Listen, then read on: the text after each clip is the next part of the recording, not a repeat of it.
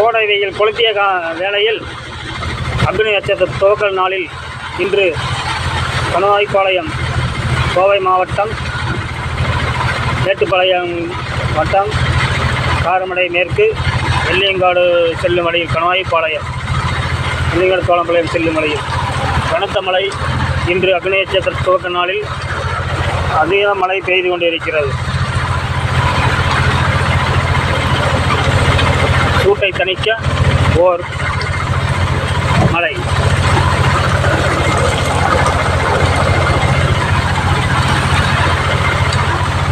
பாருங்கள் மக்களை, கோடை வெயில் கொளுத்தியதால் இன்று சூடு தணித்து கொண்டிருக்கிறது. வர்ண பகவான்